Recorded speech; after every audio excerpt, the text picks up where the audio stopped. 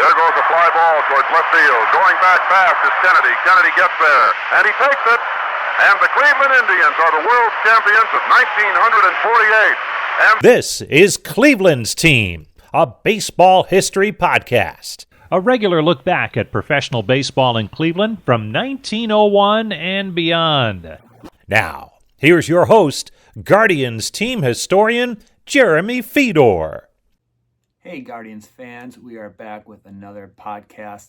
On this week's episode, we sit down with Pat Tabler, a former first-round pick of the New York Yankees. Pat played several seasons for Cleveland from 1983 until 1988 when he was traded to the Royals. Pat also represented Cleveland in the 1987 All-Star Game. So we chat about that and a lot more. Hope you enjoy. But anyway, like I said, we're going to just focus on your Cleveland tenure. But first, start back at the beginning. I'd like to ask everyone, when did you realize that baseball was going to be an option for you? I mean, obviously, you excelled in baseball. Yeah, I wasn't a baseball player growing up. I played baseball, but I wasn't a baseball player. I played basketball. I was going to college to play basketball. I was going to go to Virginia Tech. I had a full ride, and I happened to be a pretty good baseball player. And after I'd signed to go to Virginia Tech, and the reason I went there is they were going to allow me to play baseball and basketball, I got drafted by the Yankees. And I started thinking about it. I'm like, all right, which one do I have a better chance at, like, making, a career out of? And I said, baseball. So I signed with the Yankees, and I never went to college. So you didn't know the Yankees were looking at you, or was that a surprise? That was a surprise. People, there were rumors. I mean, things were different back in 1976, okay? They were different. You didn't have all these magazines with all these top prospects and all that. There were rumors like, hey, you could get drafted. And I had worked out for a couple of teams, and I worked out for the Reds. But the Reds had won in 75, so they had the last pick in the first round. They said, if you're there, we're thinking about taking you. And I didn't make it down to them. How many teams were there? 24 back then in 1976? Something like that, 24. So, I loved basketball. I never played summer baseball in high school, never. But they said, you have some talent, we're going to draft you, and that's why it took so long to finally get up there. I had to catch up to everybody who had been playing summer baseball. So being from the Cincinnati area, you just kind of threw any Yankees feelings in the backseat, granted different leagues, but if you're not a Yankees fan, you tend to not feel much for them. Reds fan. And the Reds were such a big part of, youth baseball back then. It was the Big Red Machine. And they happened to play the Yankees in the World Series that year, if you remember. But they were such an influence. There were so many good baseball players that came out of Cincinnati that time. Pete Rose and Eddie Brinkman. And then, as you got older, there were 3 number 1 picks in 1976, back to back out of Cincinnati high school kids. And next year there were 2. Richard Dotson was from Cincinnati, and then of course Ken Griffey Jr. and Barry Larkin, and the whole crew. And I think a lot of that was because of the influence of the Cincinnati Reds. And so you go through the Yankee system, and then you end up with the Cubs. Play around with the Cubs a little bit. Do you remember the announcement of the trade to Cleveland? Because you were with the White Sox at the time. They had picked you up from the Cubs, and was it just get in the office and you have some news, or? Nothing is that easy in my life. I was with the White Sox, and I was having a pretty good spring.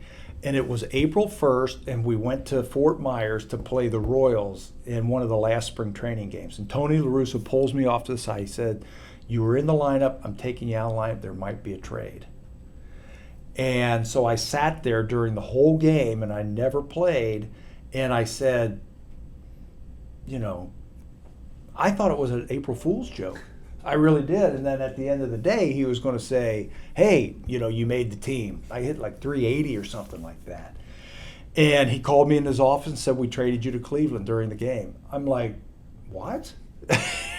I mean, it was like a shock. I seriously thought it was an April Fool's joke, and he was just, pulling my leg. But no, they traded me to Cleveland, and my first thought was, I'll be close to home. I got to make the major league team, but I'm going to be close to home. And Phil Sagi and Gabe Paul were the general managers then. They said, the team has been set. It was one of the last days of spring training, and they said, we want you to go down to the minor leagues because the 25-man roster has been set. If something happens, you'll be the first guy to get called up. And everybody asked for a break. Well, I literally got a break. Toby Harrah broke his wrist the first road trip of the season. And I got called up then like a week into the season and never went back to the minor leagues. So growing up, watching the Big Red Machine, obviously in Ohio, any thoughts of Cleveland at the time? I mean, had you ever been to the ballpark up in Cleveland, or? I lived here when I was 4 years old.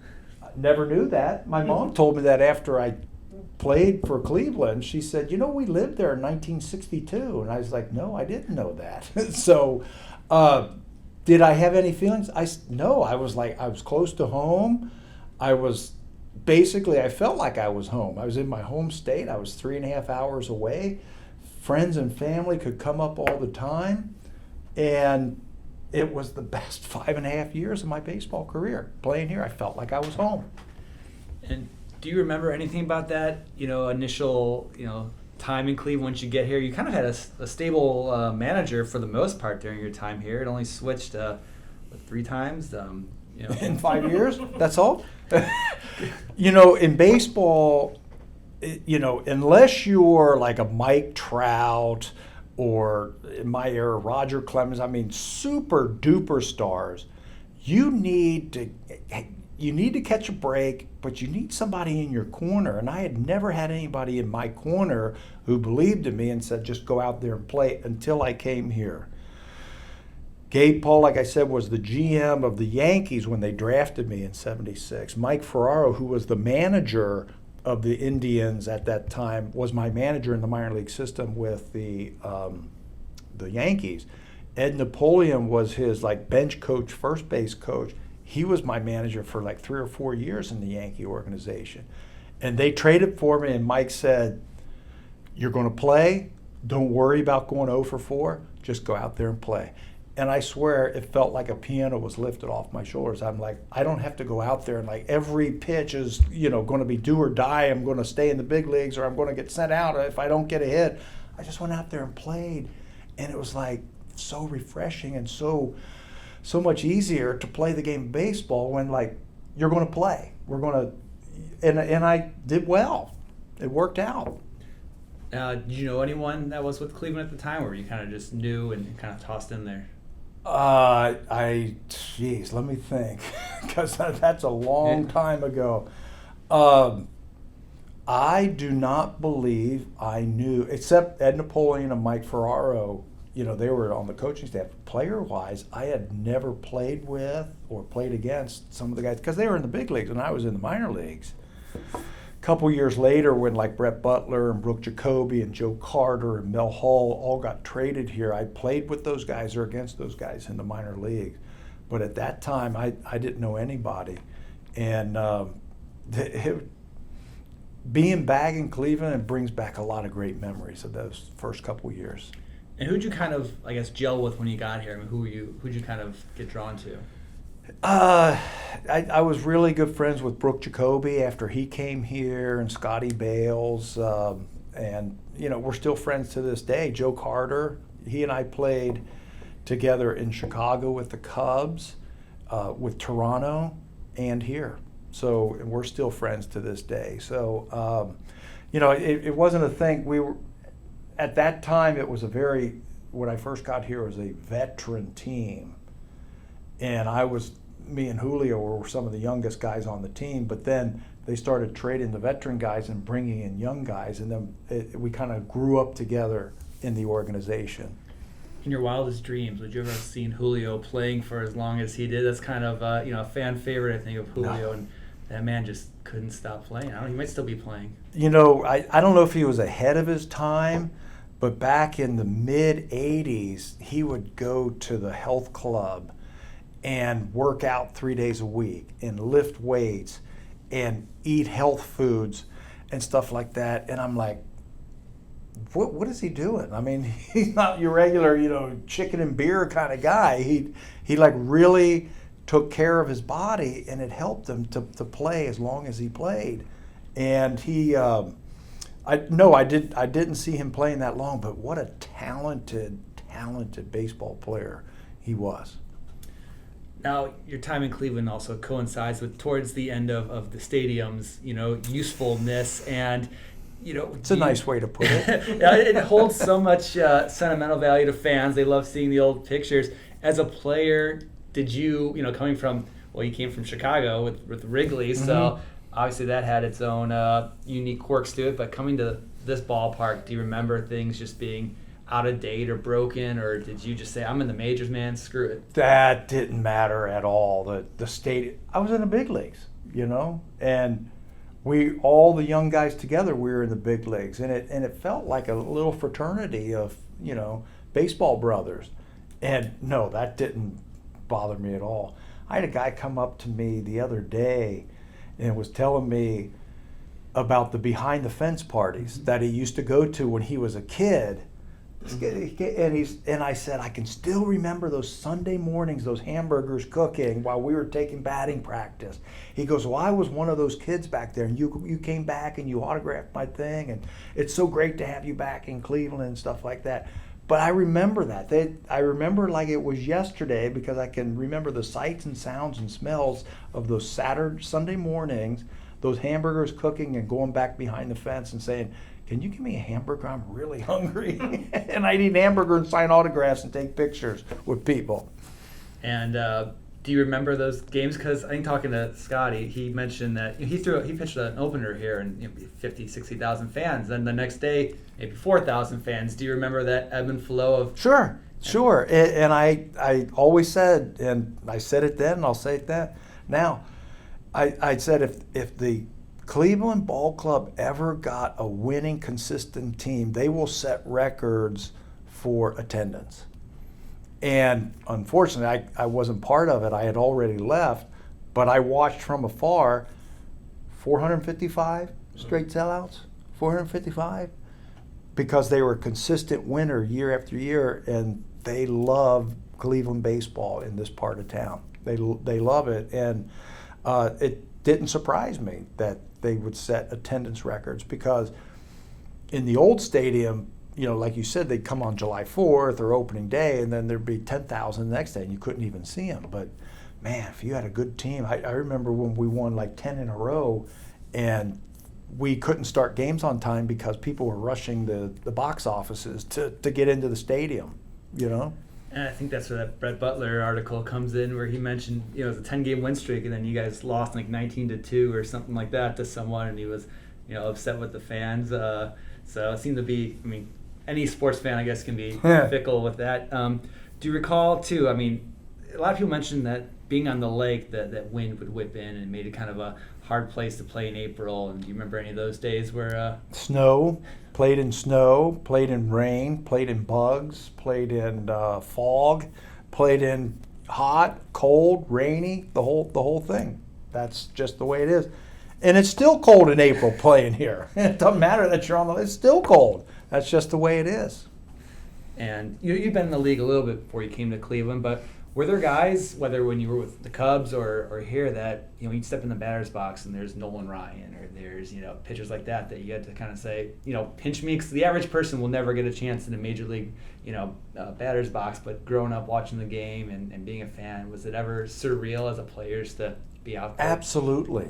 And if people say it isn't, they're lying to you, because if you care about the game, like I care about the game, you think of those things. And I remember my first game. I was with the Chicago Cubs, and I'm like looking at the ivy, and I'm looking at the bleacher bums, and then I'm in Wrigley Field, and I'm like, this is the place I used to watch the Cincinnati Reds play, and now here I am playing for them. I couldn't concentrate. I couldn't remember how many outs there were. I couldn't remember the score. I was just so excited. And yeah, when you face Nolan Ryan or Steve Carlton or Ron Guidry or somebody, Gaylord Perry, yeah, you're like, holy smack. But then you're like, okay, I want to beat these guys now. I want to show them that I can beat these guys. And that's what overtakes your thought process. Big fan of Gaylord. Nate and I like to talk about Gaylord. Did you? So you went up against him. Did you ever? Were you able to hit Gaylord or? When he threw it straight, he pitched against us in spring training, and I'm telling you, I'd never seen a ball do what that thing did when he threw it. And I'm like going, "Hey, come on, man! It's spring training. Give me a break, you know." And he'd just sit out there and laugh, you know. Gosh, those were some fun times. Any particular pitcher that you found extremely tough that you said you couldn't even buy a hit off of anyone that? I could not hit Jack Morris or Dave Steve. I got hits off of them, but I couldn't hit them. And one game in particular for both of them, like Steve, you know, fastball that would run in on you or slider away, and you're like, I can't hit both of them, so I'm going to sit on one of them. So I was sitting on the slider, and of course, he drills me right in the back with a fastball. So I always remember that. And when we became teammates, I reminded him of that. And he goes, "Oh, yeah, I was doing that on purpose because I could tell you were leaning out over the plate." And then Jack Morris, he was with Detroit. And my first time up, he was tough. We knew what pitches were coming when he was out of the windup. He was doing something with his glove that we picked up on, and sure enough, but we still couldn't hit it. And my first time up, strike one, strike two, fork ball, struck me out. Second time up, strike one, strike two, fork ball, strike three, second time. Third time up, strike one, strike two, fork ball, 3 strikeouts. And we got into the 9th inning, and Brooke Jacoby was hitting ahead of me with 2 outs. I'm like, "Jake, make an out." I don't want to hit again against this guy. I don't want to hit against him. He gets on base, strike one, strike two. And I'm like, I've never struck out 4 times like ever in my life. He throws a fastball right down the middle, and I hit a home run against him. And I'm laughing around the bases, laughing all the way around the bases. And a couple years later, we're teammates in Toronto. And I reminded him of that. And he's like, "Hey, I felt sorry for you." I go, "Oh, crap. I don't believe that." He was so competitive. I go, "Jack, you're the dumbest pitcher, man. You had me. All you had to do, you could roll it up there and I would have swung and missed, or thrown a split." He threw a fastball down the middle and hit a home run. I think the only time we ever got a hit off of him. And you played in an era, too. A lot of the stadiums just aren't there anymore. Do you remember any particular one that stuck out to you? I mean, Detroit's old ballpark was unique, old Yankee Stadium. Do you remember just those times out there and just being on the same field, whether it's Fenway where Babe Ruth played or Yeah, you have all those memories of all those old stadiums, but I didn't like playing on AstroTurf inside domes. It was just weird. I hated the Metrodome. It felt like you were hitting inside a mall. I hated the Kingdome. Just hated it. They had some bad teams, but I couldn't get any hits there because it just felt weird. And in old Tiger Stadium, home plate was turned cockeyed for left-handed batters to hit it into the upper deck. And I'd stand over there, and home plate, it was just tilted a little bit. And I'd stand there and I'd go, "Something doesn't seem right here." And the grass was like this thick, you know, you had to get the ball. And I love that stadium, but I'm glad it's gone. Let's put it that way. Now, I know you weren't a pitcher, but did you ever run into Feller at spring training? I know the other guys. And do you remember any stories from Bob or any? I like to get. Love Bob. I mean, he was like an encyclopedia of the game of baseball that I missed because I wasn't born, and I would pick his brain all the time. And one night I was asking him about Jackie Robinson, because how many people played against Jackie Robinson? He said he was a heck of a baseball player. And I'd ask him about Joe DiMaggio and Ted Williams, all those people. And I loved listening and talking to Bob and hearing stories of the old days. And he told me, he said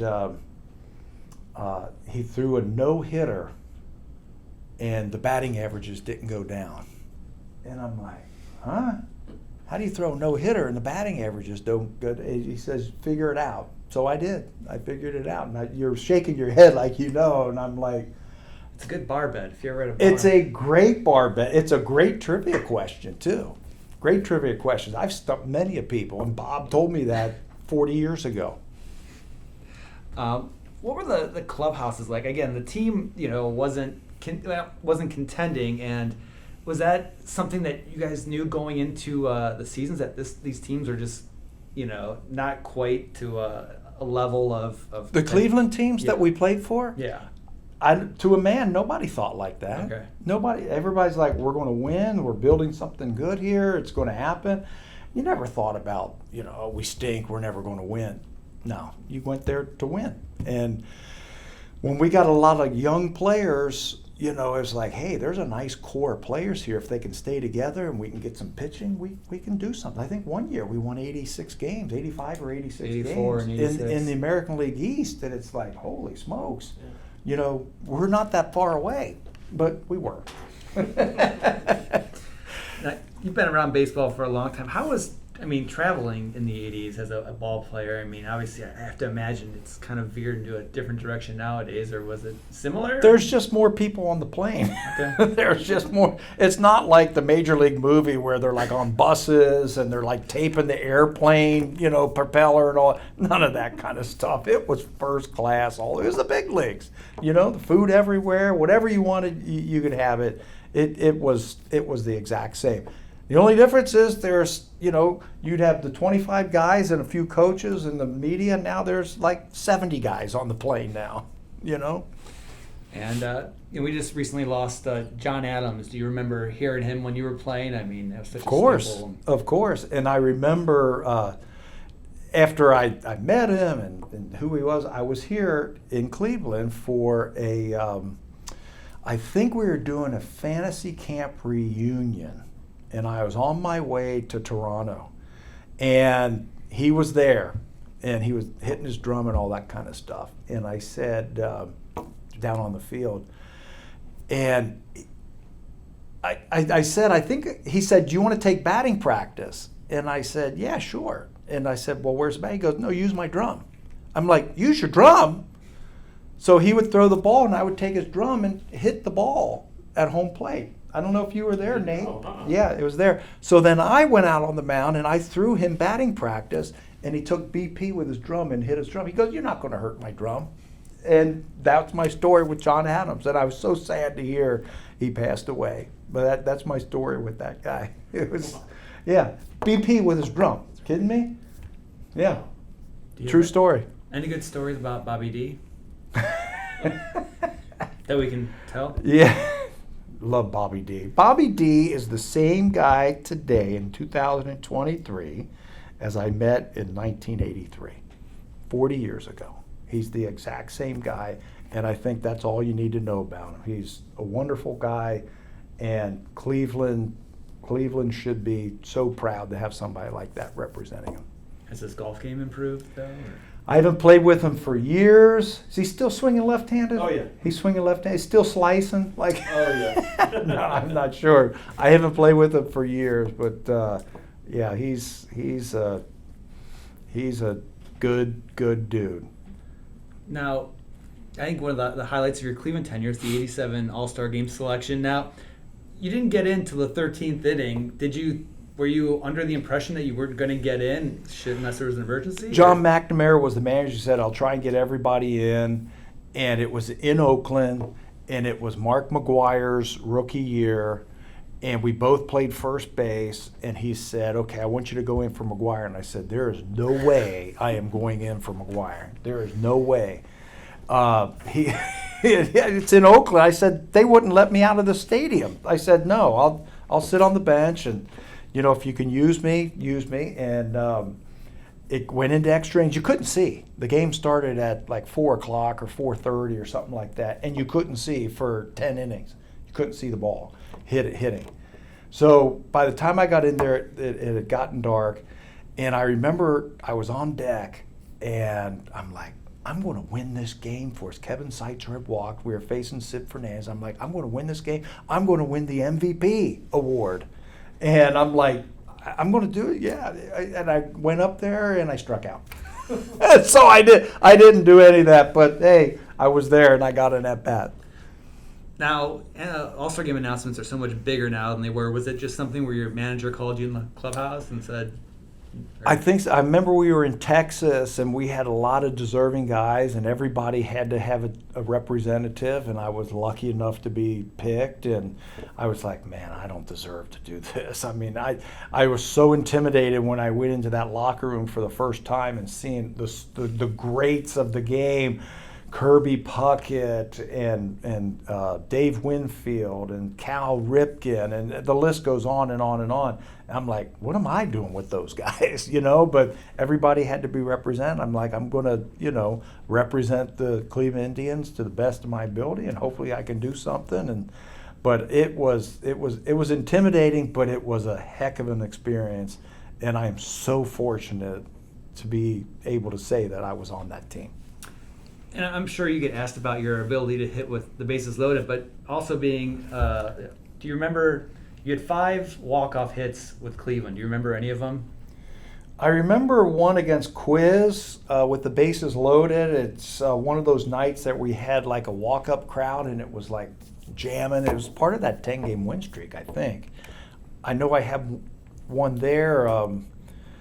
Somebody showed a film the other night, or a highlight when I was doing the game, and they showed a home run. I guess I hit a walk-off home run. I didn't know that.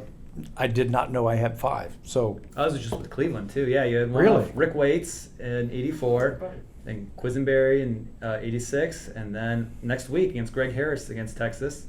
it was against Texas okay. And then Tom Niedenfuhr from Baltimore. Tom Niedenfuhr, sure. And Ray Burris, also in '87 against Milwaukee. So 2 of those were with bases loaded. Both had intentional walks in front of you, and you Really? got the job done there. Now, your Cleveland career came to an end in '88. Again, similar situation. Is it just, hey, sit out, we might be having something going on? I think it was we were taking batting practice. We were in Detroit, and Doc Edwards called me in and said, we just traded you to Kansas City. Call this number and thanks, and we'll see you later. Shock, because I had just signed a 2-year contract. I had just bought a house out in Fairview Park. I had just put about $35,000 into the house, and I was thinking about moving to Cleveland. And the week it got done, I got traded. And I had to go to Kansas City. And my wife, she was pregnant with our 3rd child. 6 and 4 were the other 2, and she was pregnant. Had to sell the house, got a U-Haul, packed all of our stuff up, drove it down to Cincinnati with the kids, and her brother helped out, and got all the stuff into our house, packed up our car, drove it to Kansas City, and found a place for us to live. And I'm telling you, that's special. That's special. So that's what I remember about that. That I had to go. I had to go meet the team wherever we were, and I had to start playing with them. And she set everything up, and that's to be able to do that's the kind of thing that people don't see, and that special lady, special ladies to be able to do that kind of stuff. And so, yeah, always appreciative of that. I got traded, but it affected the whole family. Do you remember who you were traded for? Blackie. Yeah. And I faced him like a week later and hit a home run against him in Kansas City. When Cleveland came to town, he hung me a curveball. I hit a home run at Royal Stadium against him. And I saw him like a month ago when they were here. He's the manager of Colorado, and I reminded him of that. I just had to remind him of that. Is there a special bond between you and the guy you're traded for, or is that just kind of a... I think we've just become friends over the years. We had a mutual friend who we were both still really close to, George Brett. And George told me, he says, I didn't like you when you first came here because I was really good friends with Blackie. But now that I know you, I like you too. So, that's why we become friends. Just George Brett, Yeah, yeah. What did he have a response to your home run when you reminded him? Did he? He was like, "Oh, what's new?"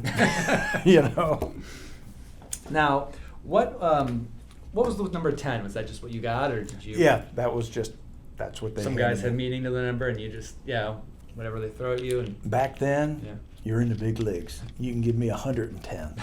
I'm happy. Just, I'm playing in the major leagues. And then, 2001, they celebrate the 100th anniversary team. What was that? Was that 2001? 2001. Holy smokes.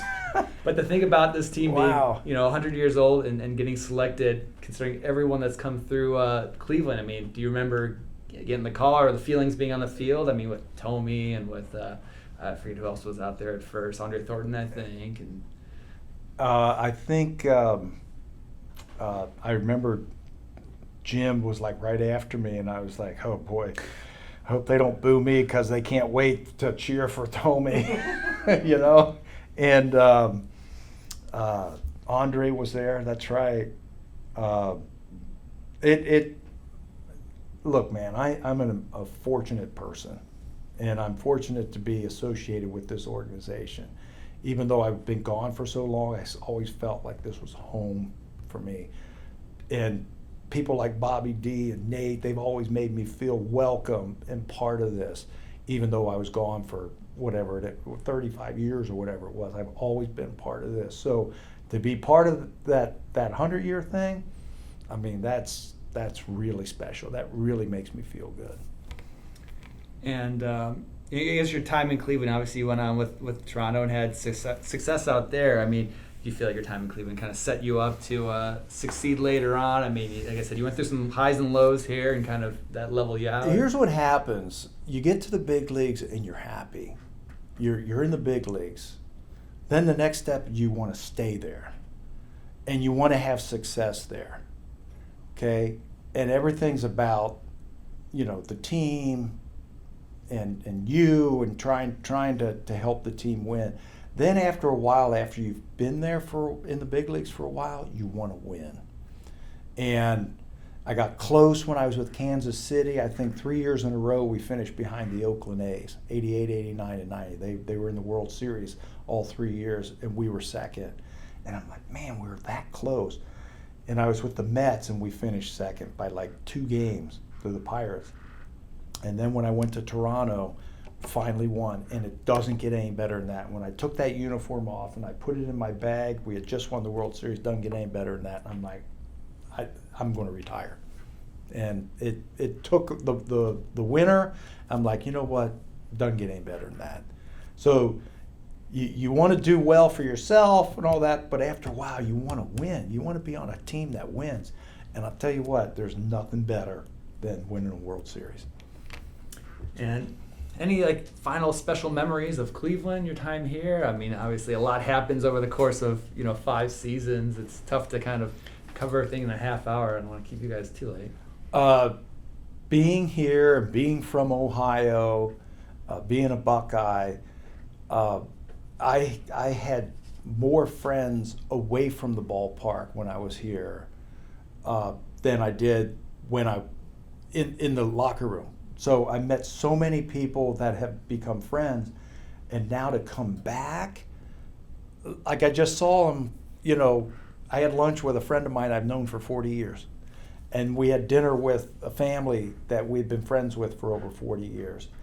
And to tell those stories of those back in the day, I think my friend came to 75 games one year, 75 out of the 81 game. But it's just, the memories are just, it just seems like it was like yesterday, but it's been 35, 40 years.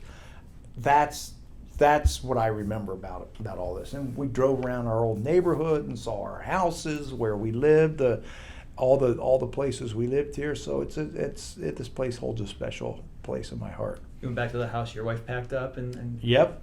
Yes, we did. It looks really nice too. I'm like, I wish I lived there now because it's really nice. Really nice. Well, awesome. Like I said, I don't want to keep you guys. I know you're on a time limit, so I appreciate Sure. taking the time. And you mentioned you might still have those wristbands somewhere. You ever gonna don those for a game? You know what? I when I was home, I opened up a drawer in my desk and I saw those wristbands. Awesome. And I saw somebody the last time I was here, and they said me. they're making a comeback. Oh, yeah, that was yeah, you? Yep. You said they're making a comeback. Yep. And I saw that. I've got like 7 of them That's awesome. in my desk. My wife said I have to give them to my grandkids. Yeah. She said that would be a really good memento for them. So I think we're going to frame them and give them to our grandkids. Do you have many mementos from your career, or is it? I've got a whole basement full of stuff. I went around and got autographs and bats from, Cal Ripken and Kirby and, Don Mattingly and all that. I've got baseballs of Hall of Famers. They had that Equitable Old Timers, and we were in Texas, and I got pictures with Ernie Banks and Willie Mays and Hank Aaron, and they all autographed balls, and I had a sanitary sock full of autographs, and I have one ball left, and it was for Joe DiMaggio. And they're like, Joe doesn't sign at these things. So I was so disappointed. So I had this whole sanitary sock full of them. We played the game, and the hotel was right next door to the ballpark. So at the end of the game, I get my Sandy full of autographed balls, and I walk back to the hotel, and I'm like, man, that would have been nice to get DiMaggio. Press the button for the elevator. They open up. Guess who's in there? Joe DiMaggio.